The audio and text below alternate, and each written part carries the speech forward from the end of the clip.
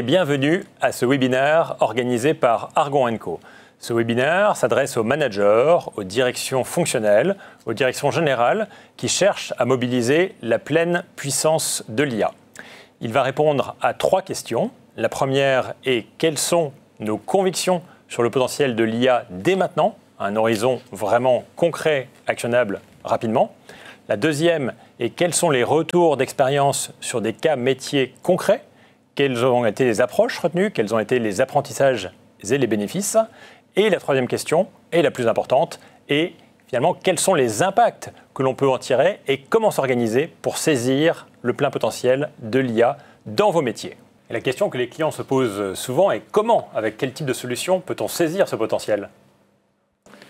Alors effectivement, finalement, pour mettre en œuvre l'IA dans les entreprises et dans les opérations, on voit 3 grands types de solutions chez Argon.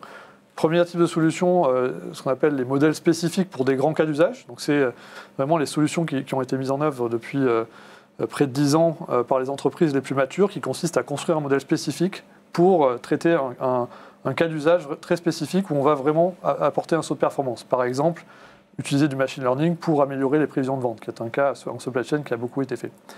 Donc ça, c'est un premier type de solution pour amener l'IA dans l'entreprise.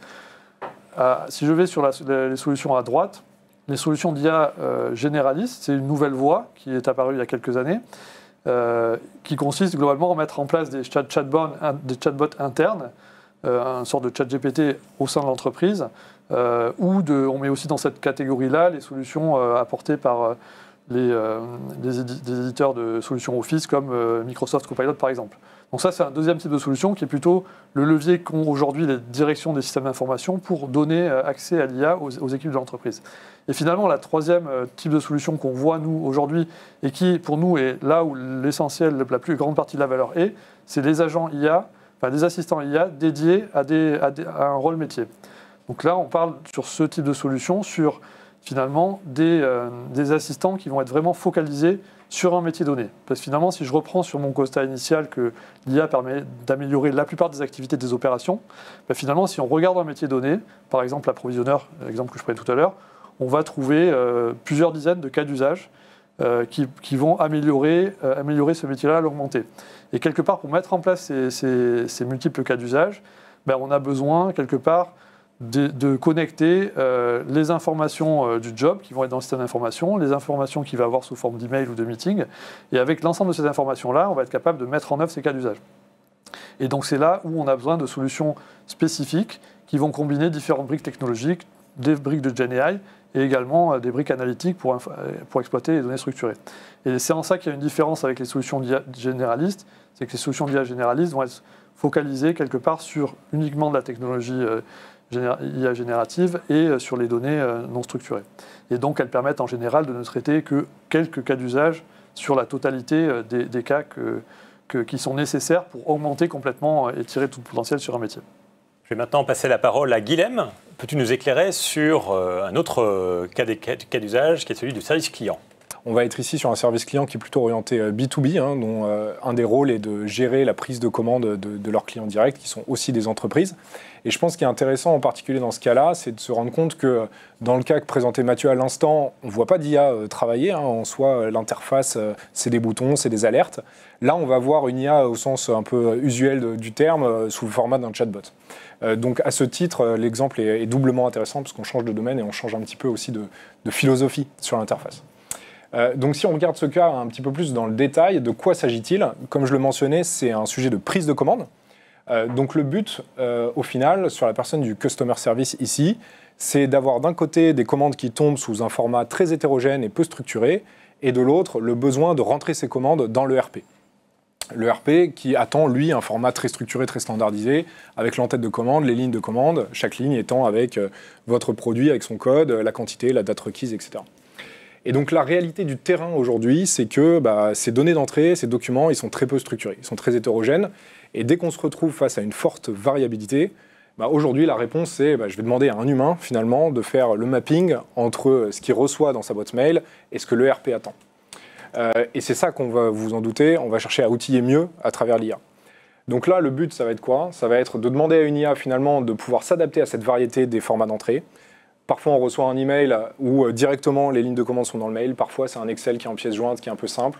Parfois, un Excel plus complexe avec différents onglets qu'il faut retraiter, ou même des PDF dont le format ne cesse de varier. Et donc, le but de l'IA, ça va être de faire cette conversion de format au passage, mais il ne s'agit pas uniquement d'une conversion de format. Il y a aussi plusieurs gestes métiers qui sont à faire pendant ce processus-là, qui consistent notamment à faire un contrôle de cohérence, vérifier par exemple que les numéros dans tête de commande sont cohérents, vérifier aussi que les SKU qui sont commandés sont tous toujours actifs, et pouvoir ainsi aller au bout du processus pour arriver à intégrer une commande qui finalement est sans erreur dans le RP. Donc pour outiller ça, c'est la page suivante, on va pouvoir en fait finalement construire une sorte d'assistant qui va vraiment travailler main dans la main avec la personne du customer service. Et on voit ici une capture d'écran, on va la voir dans 1 minute en action à travers une vidéo. Mais le but de cet assistant, c'est vraiment à droite d'avoir finalement la donnée d'entrée, qu'est-ce qui a été reçu dans le mail, la pièce jointe, etc., qu'on a toujours en référence visuelle. Et à gauche, la zone de travail avec cet assistant IA qui va vous guider tout au long du processus. Et pour être très clair, cette IA, elle est interne, elle n'est jamais montrée au client final. C'est vraiment un copilote, un assistant pour la personne du customer service qui reste complètement maître de ce qui se passe et de la communication externe. Et malgré tout, cette IA, elle est connectée à une base de données. En l'occurrence, elle est connectée à l'ERP, parce qu'il faut pouvoir récupérer les master data des produits, par exemple, mais aussi le portefeuille de commande, l'état des stocks, etc. Donc on va le voir tout de suite en action à travers une vidéo. On va suivre ensemble comme ça la vie d'une commande. Et vous allez voir, ça démarre de manière assez naturelle par un geste métier qui est « je récupère mon mail et je le charge dans l'application ». Donc par un geste très simple, c'est drag and drop. Je vais charger soit la pièce jointe, soit le mail. Et on va le voir tout de suite. C'est le preview dont je parlais. Et puis l'IA va se mettre au travail tout de suite. Première chose, c'est de détecter les incohérences. Là, il y en a une dans l'exemple qu'on voit. Ce n'est pas le même numéro de purchase order entre le corps du mail et la pièce jointe. Et donc l'IA l'a détecté, demande clarification, propose un mail à envoyer au client pour clarifier quel est le bon numéro. Et on voit du coup ce côté un peu prise de décision par l'IA qui est en action. Toute la force de la solution, comme je le disais, c'est de pouvoir s'adapter à des formats d'entrée qui sont très variés. Donc on a vu un PDF un peu simple avant, on vient de voir un Excel. Ici, on va voir un exemple où il y a plusieurs PDF en pièces jointes qui ont chacun des formats similaires, mais qui sont finalement à éclater entre plusieurs commandes. Et c'est ça vraiment la richesse de cette solution, c'est de pouvoir s'adapter à ces différents formats d'entrée. Donc nulle part, il y a eu de code en dur pour dire voilà le format et ce que tu dois faire sur chaque format. Et puis le process continue. Le process, je le disais, il consiste à vérifier des choses, notamment vérifier qu'on est sur le bon client, qu'on est sur les bons SKU. Il y a toute une partie des mappings de SKU qui vont être faits automatiquement par l'IA, mais pas tous. Il peut y avoir des cas où l'IA n'est pas sûre du mapping, n'est pas sûre du SKU qui est commandé, et donc elle va demander confirmation à la personne qui est derrière l'écran. Donc on est à nouveau vraiment sur ce mode assistant, où il y a un seuil de confiance, on va dire, de l'IA, et en deçà duquel il va y avoir une interaction humaine.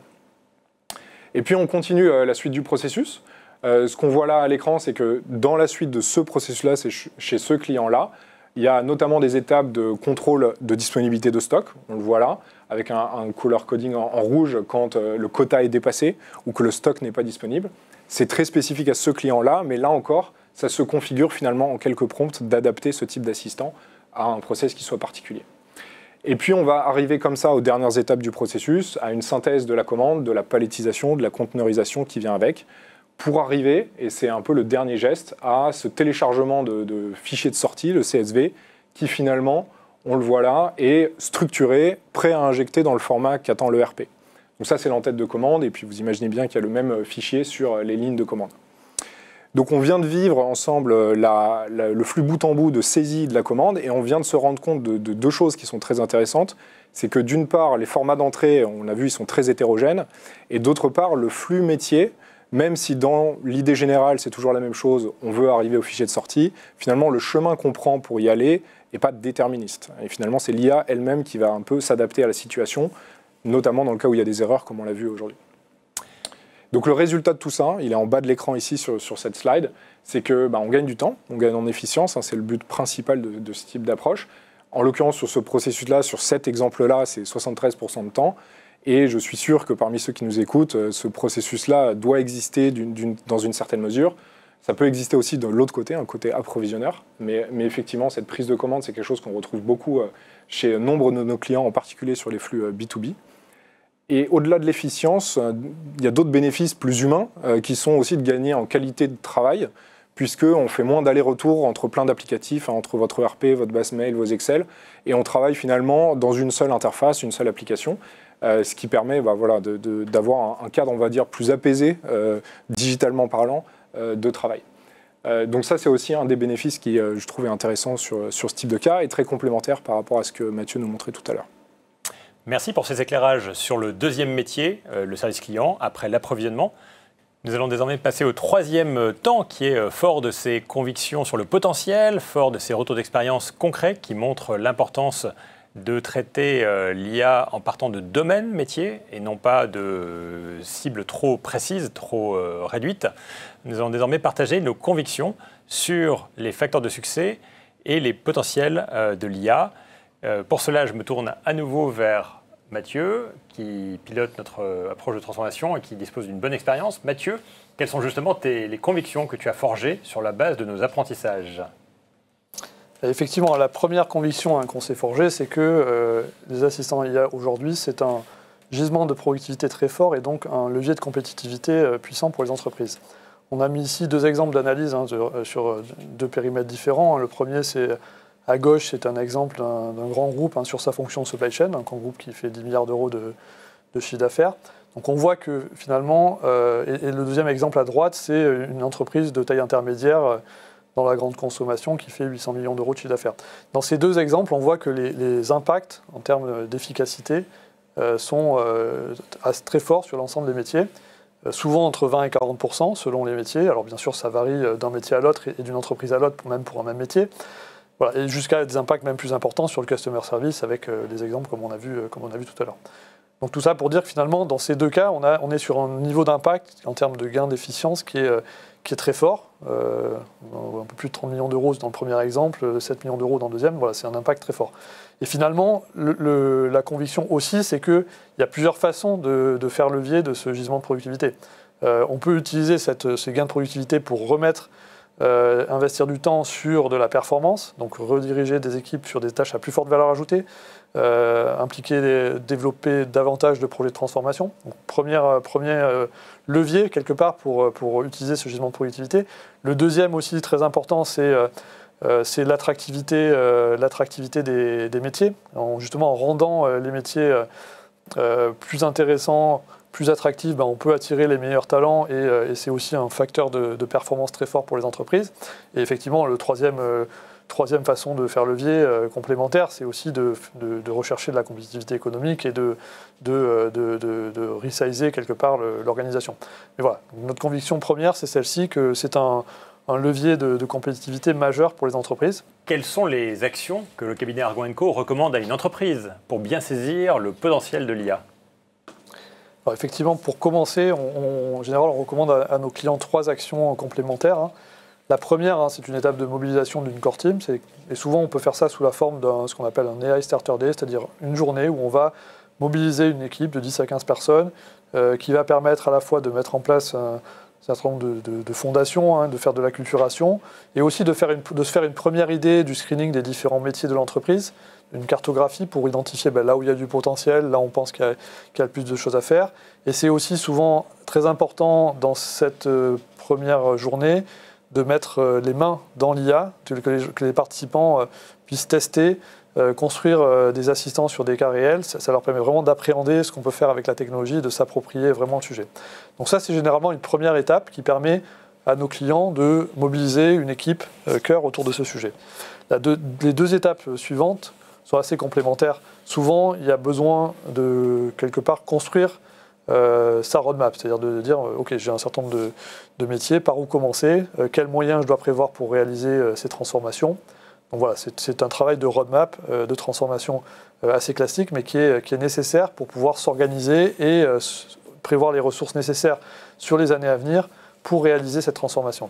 Et généralement, en parallèle de ça, nos clients lancent également des étapes de pilote, c'est-à-dire qu'on a identifié dès la première étape ou au début de la phase de roadmap quelques métiers prioritaires sur lesquels on est convaincu qu'il y a un enjeu fort et que c'est une bonne option que de commencer par ces métiers-là, de lancer un premier pilote et construire une première solution fonctionnelle sur ce pilote pour commencer à apprendre et rentrer dans cette transformation IA. Les intervenants de ce webinaire sont à votre disposition pour à la fois approfondir certains points partagés aujourd'hui et également pour vous aider à passer à l'action. Vous avez leurs coordonnées sur cet écran. Nous vous encourageons désormais à passer vite à l'action justement et nous vous souhaitons de bonnes expérimentations. Merci et à bientôt.